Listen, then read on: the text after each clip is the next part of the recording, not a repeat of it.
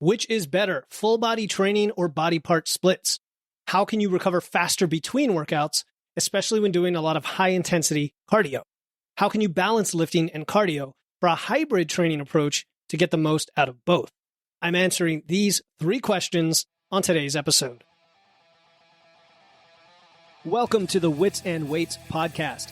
I'm your host, Philip Pape, and this twice-a-week podcast is dedicated to helping you achieve physical self-mastery by getting stronger, optimizing your nutrition, and upgrading your body composition. We'll uncover science-backed strategies for movement, metabolism, muscle, and mindset with a skeptical eye on the fitness industry so you can look and feel your absolute best. Let's dive right in. Wits and Weights community, welcome to another solo episode of the Wits and Weights podcast.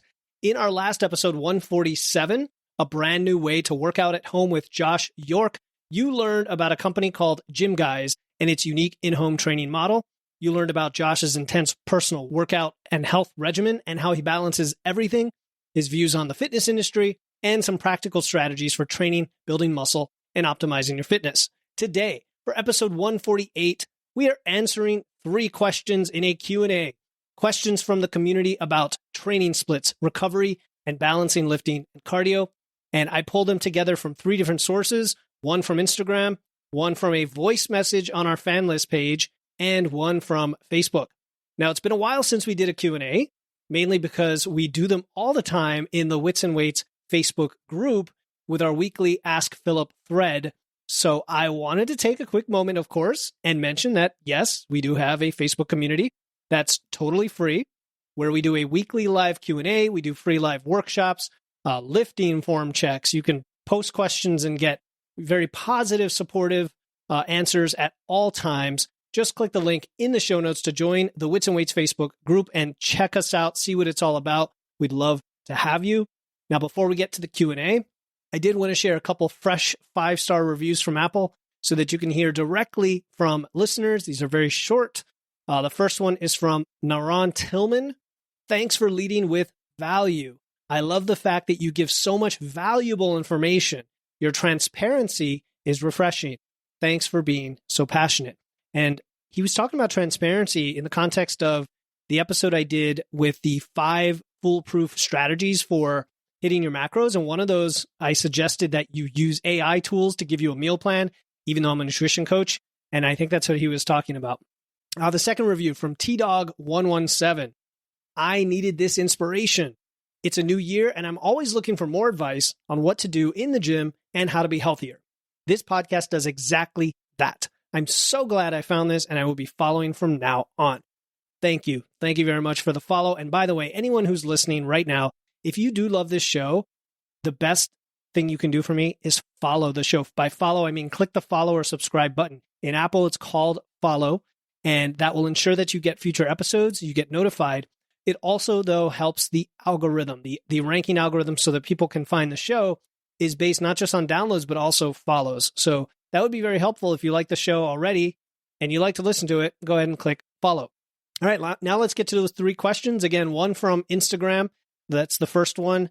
You can send me a message or a question anytime on Instagram at Wits and Weights. I love to chat with folks and just audio messages, video, text, whatever. All right. This is from @KelMcKill. Her question: lifting, better to do full body or target areas each day? All right. She's asking the age-old question of, should I do 3 full body sessions each week that involve upper and lower movements in every session and tend to be on the longer side? Or should I split those into body parts or upper, lower, or push-pull leg splits across 4, 5, or even 6 days a week in a split routine? So let's just break it down at a very high level. What are the differences? Full body workouts. You're doing upper and lower body movements every session. Now, they may be the same movements or very similar, like in starting strength, where you're squatting every session, you're doing a press or a bench press, and you're doing a deadlift. And so this gives you frequency. This gives you significant frequency. You're going 3 times a week and doing the same movements, rather than, say, once a week on a typical split, or maybe twice indirectly.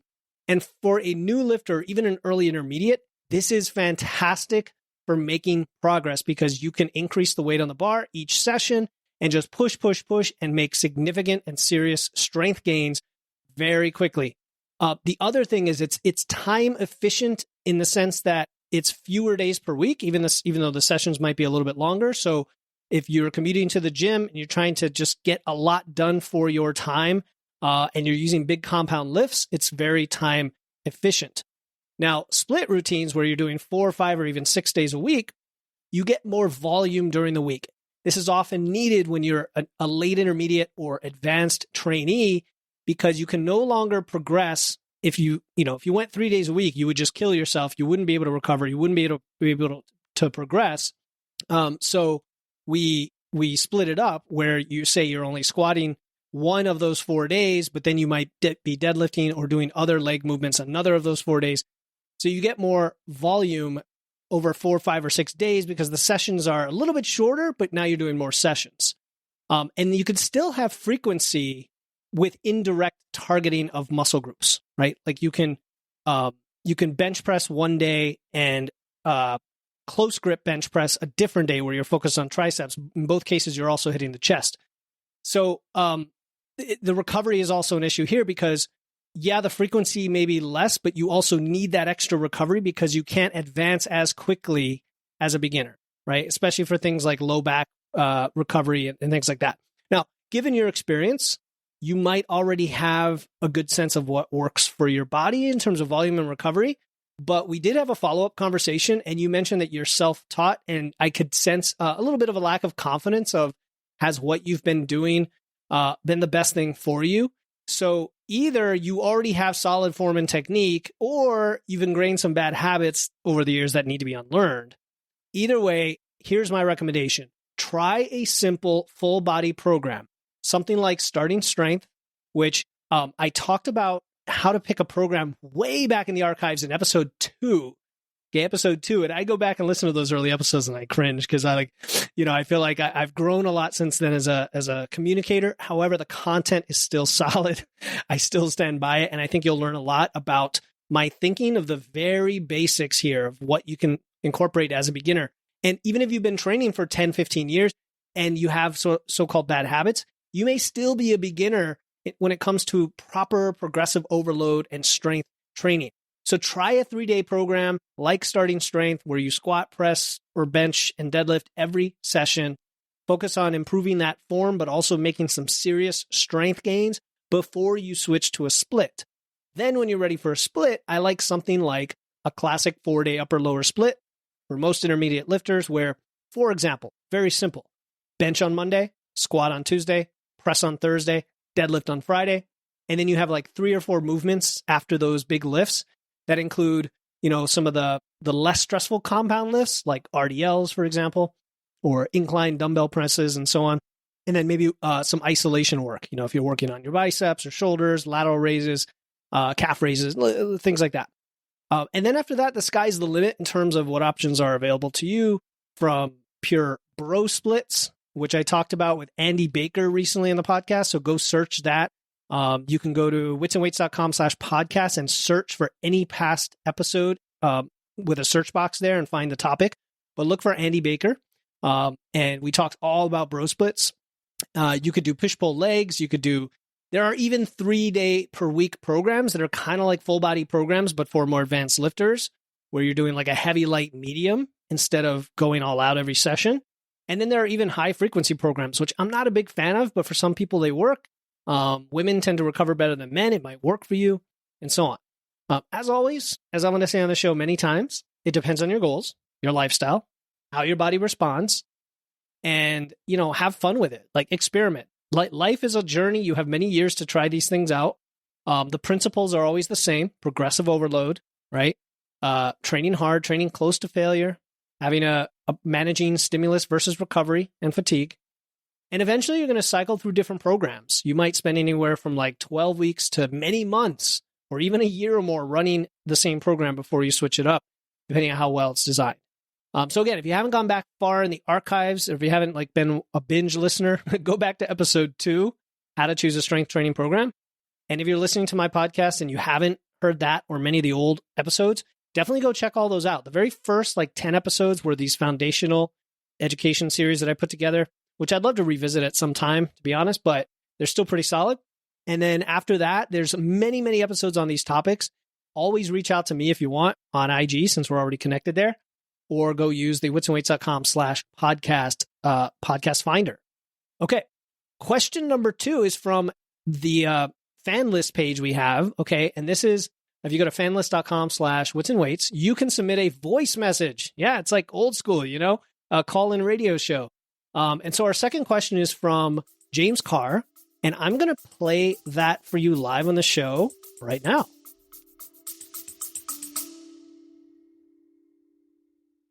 Hey there, it's Philip from Wits and Weights. We are running a special listener survey all this month of February, and I'd love your input. It's quick, easy, and a fantastic way to let us know what you love about the show and what you'd like to hear more of. Plus, as a thank you, everyone who completes the survey gets entered into a raffle for some awesome prizes, including First Form Supplement gift cards, 1-hour Zoom Hangouts to Ask Me Anything, and 1-year subscriptions to MacroFactor. Just head over to witsandweights.com/survey or click the link in the show notes. This is your chance to shape the future of the Wits and Weights podcast. Again, go to witsandweights.com/survey or click the link in the show notes. Thanks for tuning in, and now back to the show.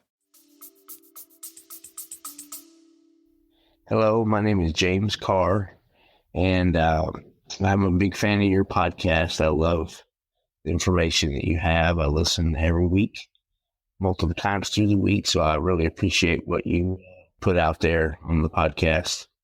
I'm an over-the-road truck driver.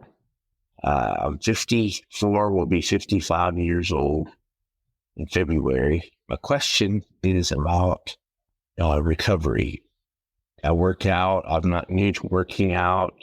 However, I have deconditioned over the last probably 10, 12 years. I just started working out again about 6 months ago. I've seen some gains. But my question is, my recovery is so slow that it's hard for me to get more than 2 workouts in during the week. And I do a HIIT style workout. I have dumbbells. I know you like barbells, but that's all I have access to is a set of adjustable dumbbells. I do calisthenics mixed in with some dumbbell work. And I do a HIIT style circuit workout twice a week. And it takes me 3, sometimes 4 days in between workouts to get in my next workout. Do you have any advice, any tips for me to improve my recovery so that I could possibly get a 3rd workout in during the week? Again, I thank you so much for all that you do, and your information, and I hope to hear your response. Thank you so much. Have a great day. All right, James, thanks for leaving a voice message. It's always great to hear directly from dedicated listeners like you, especially in your own voice. It's so cool. So as to your question, first of all, I'm always going to root for someone like you who is committed to working out despite the challenges of being on the road with that kind of lifestyle as a truck driver, the schedule you have. I imagine there's just a lot that interferes with having a typical, routine, both on the nutrition and training side. And here's what I'm going to do for you, okay? I'm going to answer 2 questions. I'm going to answer the direct one that you asked, and then I'm going to answer the one that I think you need to hear. Because I bet there are a lot of folks listening or watching who face a similar dilemma of managing recovery. And it affects everyone, but it especially affects us as we age, right? Those of us over 40, 50, 60, whether you've been doing it a long time or not, there are limitations in our recovery just from the aging process. It's not an excuse, and there's ways to work around it, but we have to be cognizant of that when we think of what our bodies are capable of and what stress load or capacity they have, and as well as what goal you're going for. So first, the actual question you asked, the literal question, is about improving recovery and being able to train a 3rd time each week, because you train twice right now. And we're going to talk about your mode of training, which is focused on calisthenics and cardio. So it's effectively an endurance-based style of training. Now, I know you're using dumbbells, and I realize that is some level of resistance and load. You didn't, however, mention a specific program or plan of progression on those. So I'm going to assume they're more, you said circuit-based, so that's more like a P90X type of deal.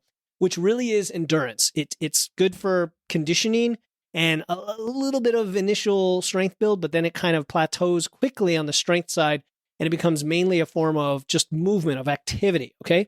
And you could already hear in the way that I'm framing this part of the question where I'm going to go with the second question and answer that you need to hear, but I'm not there yet. So the issue of recovery slowing down is pretty common as we age, as I mentioned, especially when we're detrained. You said you were getting back into it, so that implies that some lack of conditioning, you're deconditioned, and then these things are compounded by age, by the inconsistent schedule, by the lack of routine. I'm not saying you don't have a routine, but I'm saying your lifestyle and your job make that difficult, right? And all these sorts of life factors, sleep and so on. You might be doing too much too soon and just you've gotten ahead of your ability to recover, and or you might not be engaging in the behaviors between your workouts needed to recover, right? A lot of what we do has nothing to do with the workout itself so much as what we're doing in between those workouts, which is what I get the sense for what you are asking. So let's start with nutrition, always. Are you getting enough protein for that muscle repair, for holding on to that muscle? Again, even if we're not talking about strength training per se, we all need protein, and the older you get, the more you need. Aiming for that, 0.7 to 1 gram per pound of body weight. And are you getting enough carbs for energy and recovery? When you're doing a lot of what we call glycolytic activity, right, where glycogen is a primary source of fuel, like the cardio style that you're doing, the HIIT style, carbs can be extremely beneficial before and after your workout, or kind of around the workout. You can play with it. So don't be training fasted is what I'm going at with that. And then as a truck driver, you might have limited food options. So definitely get creative with portable, high protein snacks. I don't know if you have a refrigerator or ways to keep things cold in a cooler, because I always go to like Greek yogurt and cottage cheese, but then there's things like nuts and protein bars and protein shakes, and jerky, all that kind of stuff. Also, are you eating enough overall? I should have asked that to begin with. Are you even eating enough calories total? Because if you're trying to, if you're in a fat loss phase, which you didn't specify, that's going to have a big impact on your recovery as well. And at least with my clients, when we're in a fat loss phase, we're also strength training, and we try to keep the cardio pretty reasonably low. It's mostly walking with maybe a little bit of medium intensity, maybe a HIIT session thrown in, but not much at all, because the priority is the lifting and holding on to the muscle. So if you are dieting right now, that will definitely have a big impact. And so just maybe spend some time at maintenance, recovering all of that and seeing if that helps you get that third session in. Hydration. Are you hydrated? Right? Again, being a truck driver, I don't know what you have access to if you're drinking a lot of caffeine or diuretics, but staying hydrated, mineralizing your water with electrolytes, something as simple as salt and lemon juice, or you can get convenient powders that can go in there, right? So hydration, sleep is vital for all of this. I mean, honestly, I should have said that number one. Besides nutrition, sleep is the most important thing when it comes to recovery. Getting enough quantity of sleep, quality of sleep. If you have to sleep on your truck, man, I don't know what the situation is, but I'm going to go for quiet, cool, wear a sleep mask, put stuff in your ears. There's even this cool mask I just started using called a Renpho. It's like an electronic eyeball massager, heat and eyeball massager you can use earlier in the day to kind of calm you down. So having a quiet sleep environment where there's absolutely no light coming in is going to be vital. And then having enough sleep, of course, or fit in naps when you can. There's also the idea of active recovery, right? If your primary mode is cardio and endurance, then you really don't want to be doing that same thing on your rest days. So are you just taking it easy and just walking? And by taking it easy, I mean, you still want to walk and move and kind of stretch out, especially if you're sitting in a car all day, and get that, 10,000 steps-ish to stay recovered between your sessions. But you also don't want to compound your stress with more cardio. And so we're thinking of like your blood flow, we're thinking of your muscle recovery, we're thinking of your digestion, all these things that are aided, your gut health and so on, aided by just taking it easy, but getting the steps in. The workout intensity comes to mind as well, okay? I don't know how your 2-day sessions look, but maybe they need to be different in the sense that one is like super high intensity, one is more moderate, right? It's kind of like the high intensity pushes, the moderate maintains, but allows recovery. We do the same thing with strength training, with a high, medium, low, heavy, medium, light structure with training where you go, super high intensity, then you go medium, or then you go light, then you go medium. I'm kind of fumbling on my words, but you get the idea. The idea is rather than go all out on every session, which could sort of get ahead of your ability to recover. You go all out on one session, and then you dial it back for the second so that you can recover but maintain, and then you're able to go out for a third session of maybe somewhere in between, right? Or maybe it's one high, two mediums, something like that. Or a high, medium, and even like a take it easy session where you're at least working out, but it's nowhere near the intensity of the other ones. Runners, for example, can really beat themselves up if they're always going after distance or they're always going after speed. And so playing with the training variables and then working in different cardio zones, split up some zone 2s versus the zone 4-5 with a hit, can maybe benefit your recovery. Post-workout recovery, when you're talking cardio, I don't know if you particularly have any particular areas or spots where you used to be injured or you had surgery where you need to massage, foam roll, use a lacrosse ball, things like that. I generally, like for lifters, I don't worry about that too much unless they have very special circumstances, but those things can help recovery when you kind of warm up or massage out a part of your body that you've just used a lot for that session. And then, of course, listen to your body. Like if you need the 3 to 4 days of recovery, your body is telling you that it needs that time, right? And so you don't want to get overtrained. You don't want to get injured. And I should have asked this at the beginning, but why do you need to work out a third time? Is it mental health? Like if there's a reason you want to work out that has nothing to do with making some sort of gain or progress, there might be an alternative, is where I'm going. Hey, this is Philip, and I hope you're enjoying this episode of Wits and Weights. I started Wits and Weights to help people who want to build muscle, lose fat, and actually look like they lift. I've noticed that when people improve their strength and physique, they not only look and feel better, they transform other areas of their life, their health, their mental resilience, and their confidence in everything they do. And since you're listening to this podcast, I assume you want the same things, the same success, whether you recently started lifting or you've been at this for a while and want to optimize and reach a new level of success. Either way, my one-on-one coaching focused on engineering your physique and body composition is for you. If you want expert guidance and want to get results faster, easier, and with fewer frustrations along the way to actually look like you lift, go to witsandweights.com and click on coaching, or use the link in my show notes to apply today. I'll ask you a few short questions to decide if we're a good fit. And if we are, we'll get you started this week. Now, back to the show. Now, here's the thing. I'm going to give you the answer that I think you need to hear. Because based on what you've shared about your current training and the goals you're aiming for, which I think you mentioned gains in your audio message, right? And you listen to this show. So I assume, James, that you want to get stronger, you want to build muscle, you want to improve your health, you want to improve your body composition, even your physique. And I'd strongly suggest moving away from calisthenics and circuit-style training to traditional strength training.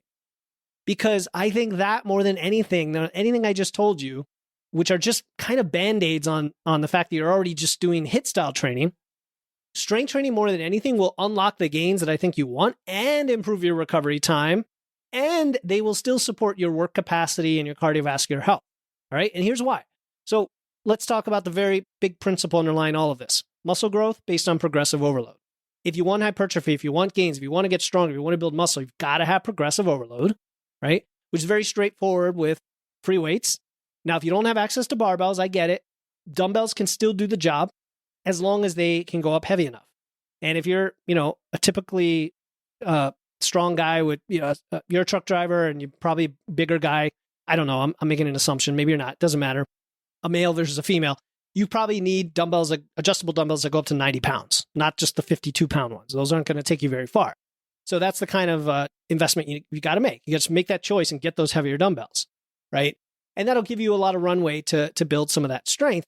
You should also have some microplates to put on those dumbbells so that you can progress in smaller increments where needed. And go ahead and just run a straightforward, sets and reps across strength training program with dumbbells. Like there's a million out there. I can point you to one. You can, reach out to me directly. We can follow up. But you're not going to do a circuit style training. You're going to do like 3 or 4 movements, probably a squat type movement, a press type movement, a hinge type movement, pull type movement. And you're going to do that 3 days a week, and you're going to progress in weight over time. And that's how you're going to get stronger. And guess what? It's going to give you more time to recover. It's going to be way less stressful on your body than these HIIT style workouts. you'll still build cardiovascular health because when you're lifting heavy, your heart rate goes up, and then you can walk the rest of the time. And you can still do a hit session or two in there. I'm not saying you can't. All right. Now, if you can focus on compound movements, like we talk about, squats, deadlifts, presses, it's more efficient with your time, right? It's not as much volume to impede your recovery. You're still going to make big gains, and you can still do that with the dumbbells as long as they go heavy enough, right? I mean, there's other options like bands and TRX and stuff like that, but I definitely prefer the free weights. Another thing is that when you're training with, say, dumbbells or barbells, you can adjust your training load to manage your fatigue better and make sure you're not pushing beyond what your body can recover. I feel like when it comes to HIIT and cardio, we get in the zone, the endorphins are firing, our heart rate's up, we go at it, and then before long, we don't realize we've actually maybe gone too hard for our recovery ability. Whereas I feel like with lifting, you don't hit that same limit. You can manage it much easier and then recover faster and work out smarter. All right. There's also the fact that if you lift, the 3 days a week is going to be no problem, I think. Like if you just lift weights, right? HIIT sessions could beat you down, beat you up. The lifting sessions, especially when you're getting started, you're just building that initial strength, you can recover pretty quickly, even at whatever age, 50, 60 years old. Okay. And that's going to be more beneficial than the high frequency nature of circuit training because it's going to provide your muscles the rest that they need to grow. I feel like the circuit training just tears them up. And then you go at it the next time and you're just sore, but you're not actually building strength and muscle. What else? Let's see. I was going to talk about technique and stuff like that, but I don't want to get too detailed down the rabbit hole here. The other thing is free weight training, strength training is very versatile, right? You can adjust all these training variables, sets, reps, rest, and programming itself to work with your truck driving schedule and your recovery capacity. And then I alluded to before that strength training will increase your work capacity naturally, and you can still throw in a few short sessions of medium or high intensity cardio if you need to increase your conditioning further, which is fine. Like some people need to do that. And for others, just adding in a few extra 1,000 steps of walking makes all the difference. I didn't see details about your step count, but like if you're just doing the cardio and then you never walk and you just sit all day in your truck, for example, that's another piece of it that could be impeding your recovery, which I kind of addressed when I talked about recovery days. So, James, my man, I hope that you'll shift your focus toward traditional free weight training if possible, because I think that's going to yield you much better results in terms of hypertrophy, but also the recovery management you're looking for. I've had so many clients start with me, female and male, who are just doing too much, and they're doing too much cardio. And we strip it all back. We go to a 3-day full body program, kind of like what I talked about in the first question today. And all of a sudden the stress comes down, the recovery goes up, they're able to eat better, sleep more, on and on and on. It kind of compounds on itself. Now, this isn't to say that what you've been doing isn't beneficial, so I don't want to be like, no, you need to stop doing that. But I know when you ask a question like this for this show, you're looking for a little bit of guidance, a little bit of coaching. And I'm trying to provide that because I went through a lot of this myself. I did CrossFit for 8 years. I've said that many times. And yeah, my conditioning was okay, but nothing else was where I wanted it. And it wasn't until I started lifting weights with progressive overload that I started to make progress. And so given your goals, what are your goals? A pivot could be what you need to unlock what you've been striving for here, right? Let's think about working out differently. Let's think about optimizing your sessions for the gains you're looking for and the recovery you're looking for, rather than trying to fit another day of what you're already beating yourself up with into your already packed schedule. All right. Keep up the hustle, James. Keep it up, man. And please check in again. I want you to check in again and send me another message with an update on your progress a few weeks from now, like whatever it makes sense. Take action, whatever it is. If it's continuing to do what you're doing, but getting smarter with all the things we talked about, nutrition and rest and everything, and walking, go for it. If it's strength training, go for it. Either way, let me know how it goes. All right, our last question today is from Facebook. So we're covering all the bases today. And this is from Ryan P. And Ryan says, quote, "Lately, I've been wanting to learn more about hybrid training. For a long time, I only lifted, no cardio. Now I'm doing both, and I'm wondering best how to balance them, as I sometimes feel that I'm spinning my wheels trying to make serious progress in both areas simultaneously." And I responded to him on Facebook and I said, look, this is going to be an awesome question, and I'm looking forward to answering it, but I wanted to make sure I got this right. When you say you're trying to make serious progress in both areas simultaneously. That is what the question is centered on. It is not just, hey, I want to lift and maybe throw in cardio. It sounds like he really wants to make progress in both. Now, we didn't go into details beyond that. I don't know if it's if you're a competitor, an endurance athlete, if it's Ironman, triathlon, that kind of thing, Spartan, whatever, and then you also want to lift. But I think that the advice I'm going to give you today, the answer I'm going to give, will still be applicable. All right. And this is a fantastic question because it's very common. It's a very common dilemma today because I think a lot of lifters are looking to incorporate more cardio into their routine, but they don't want to sacrifice strength and muscle gains, right? And this idea of hybrid training or concurrent training, it's sometimes called, is about finding the right balance between resistance training and cardiovascular work so that you have the complete package for your training. Now, there are some myths that persist. One of those is the interference effect. Now, there is some truth to the interference effect, the idea that if you do a certain amount of cardio, it will interfere with your recovery and the adaptation from lifting and thus interfere with your gains. But what we've come to find over the years is that it requires a significant amount of cardio to do that. And so there's a large tolerance of cardio that we can handle just fine as lifters. And I'm going to talk about a little bit here how there are even benefits to having cardio for recovery as a lifter, mainly in getting your cardiovascular health, your work capacity up to snuff, up to a certain level. And I've had clients, it's very interesting. They're super muscular.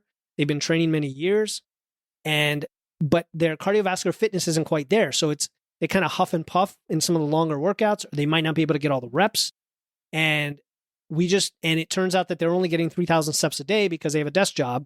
And we up that to 6 or 7. And all of a sudden, boom, resting heart rate comes down, HRV improves, their zone 2 is tolerable and on. And that's all it takes. Other people need a little bit more than that. Okay. The key though is not to overdo it. And so here's my thoughts for you, Ryan. All right. First, what is your primary goal? And I know you've probably thought that as well. Others have told you this, but you've got to decide which aspect of fitness is more important to you at the moment, not for your whole life, just at the moment. By at the moment, I mean the next three months, the next 6 months, the next year. And I like to phase things. I like to phase nutrition. I like to phase training, even cardio. So in your case, you want to decide, what is your goal right now? Do you want to gain muscle? Do you want to improve cardiovascular health? Do you want to achieve fat loss? Do you want to perform in an endurance competition? And then this is going to dictate how you prioritize your training, right? It doesn't mean neglecting one for the other, but understanding which one takes precedent, because then you can say, okay, I've got to set everything up for success for that one thing, and then see what capacity I have left for the other things. It's like if you can't have 10 of your favorite hobbies that you're doing all the time, unless you don't work or something, but you can't have I like woodworking, and I like, playing video games, and I like playing music, and I like, snowboarding, and I like this and this. And you're not going to do all 10 of those things like almost every day of the week, right? You're going to pick one that you go through a phase of learning and growing at, and the others you kind of maintain, and then you switch to another one. Maybe you can do 2 at once, but then you're not doing them optimally. You get what I'm saying? So first of all, if lifting is your priority, I would just say, hey, lifting's my priority, and I'm going to incorporate strategic cardio. This is what I would do for that. I would have low intensity, steady state cardio. Okay, this could be biking, for example. And I would do those on your non-lifting days or a few hours after your strength training. It's much less likely to interfere, no matter when you do it, to be honest. And it can help with blood flow and recovery and work capacity. So I'm cool with that. So 2, 3, maybe even 4 of those sessions for 20 minutes, 30 minutes, something like that. Or if you need an hour-long session, have fewer of them. And then high-intensity interval training, if you prefer that. So there's different schools of thought on this. One school of thought is do it the same day as your lifting session, right after your lifting, but not on a leg day. So if it's a leg-based hit, do it on a non-leg day so that you're kind of doing it in between the leg days and not interfering with the leg workout and the adaptation, but you're also not interfering with overall recovery by putting it on a rest day. You're putting it on after another lifting session, or putting it sufficiently spaced out, like 2, 3, 4 hours spaced out. If you lift in the morning, do hit in the evening, right? Although I don't like high intensity exercise too late in the day because I interfere with sleep and stress, cortisol, and everything else. All right. Anyway, so I think I just rambled on. But basically, if you want to have 1 or 2 high-intensity training sessions, I think that's fine. I think more than that is too much when your priority is lifting. Now, if you want to use periodization, what I would do is structure your training in cycles. So you might focus more on lifting with minimal cardio for a few months, then switch to a period where the cardio is the precedence, right? And now instead of like 4 lifting days and 2 cardio days, you might have 4 cardio days and 2 lifting days. And the lifting days are just for strength maintenance. You have just the amount of volume needed to maintain, which studies have shown can be as little as a fourth or a fifth the amount of volume just to maintain your muscles. So you're not trying to make any progress on your gains. You're just holding on to your progress. And then you're focusing on the cardio, right? So periodization is a great strategy. Nutrition, of course, you're going to have to optimize that, but generally it's not going to differ too much unless we're talking about a competition like an endurance competition where you need to carb load and kind of lower the protein, increase the carbs as you get closer to the event. Other than that, keep the protein high, make sure you're eating enough calories, make sure you have carbs to refuel your energy stores, your glycogen, getting plenty of sleep, keep the rest days in there. This is why I like having cardio sometimes on the same days you're lifting, but spaced apart, so that you have full rest days where all you're doing is just walking, okay? Also, monitor all the things that you want to track and then adjust. And so if you're a data nerd like me, I would go all out with all the things that you need based on what your priority is at that moment. So whether it's strength levels or your body composition, how you feel, all your biofeedback. If you're an endurance data nerd and you want to look at your zone, what zone you're in, your resting heart rate, your HRV, all that stuff. And then if you notice the progress stalling on the thing that you care about right now, then that's a sign that something's off, right? And then there's also experimenting with different schedules. So despite everything I just said, you said that you're struggling to do both simultaneously. I suspect you're just doing too much and you're not focusing on one over the other, like we talked about. But you may also want to move things around. So think about your schedule and see both, should I lift and do cardio in the morning, at night, on different days, on the same days? Like try different permutations of those, see how your body responds, because your life schedule, your work, your family obligations, your stress, your sleep, your food schedule, all of that are going to be tightly interwoven with your training approach. So it's a lot, I know, and I kind of tried to answer a bunch of stuff all in one answer, but hopefully that gives you a good idea of how to balance and gives you ideas to balance both. Long story short, prioritize one goal at a time, be strategic. It takes longer to build muscle than to build conditioning. So unless you have a competition that you're going after, I would mostly prioritize building muscle, but then periodize in periods of the conditioning and the endurance. And then when you're doing that, you can maintain your muscle. So there you go. All right. Hope that answers your question. That's all we have for questions today. That was 3 big, meaty questions from everywhere.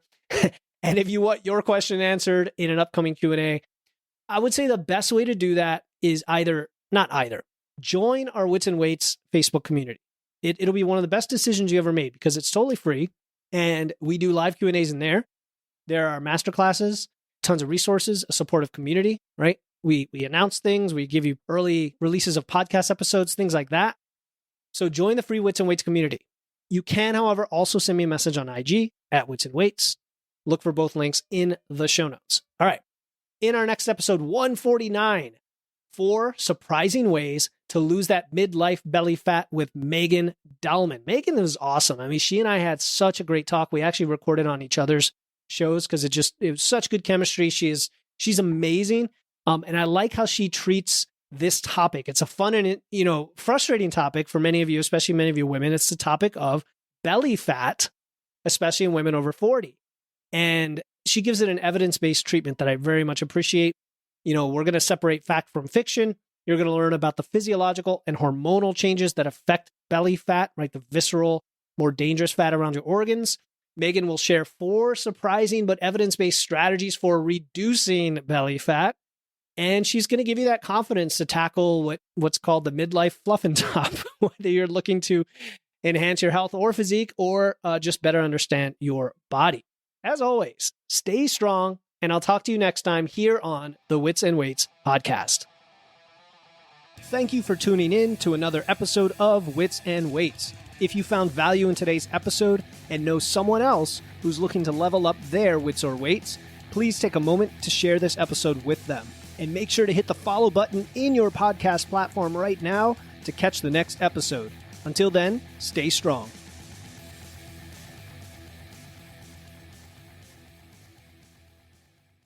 Hey, before you go, I want to let you know about a free resource I have. They are free guides on everything from fat loss to eating out to building muscle to managing hunger to figuring out the best macros for you and more being added all the time. You want to get the most out of these podcasts and your time to look and feel your best, and these free guides will give you a quick and easy way to know what to do. If you want to get your hands on these completely free guides, you can head over to witsandweights.com/free. That's witsandweights.com/free to get your free guides and level up your results today.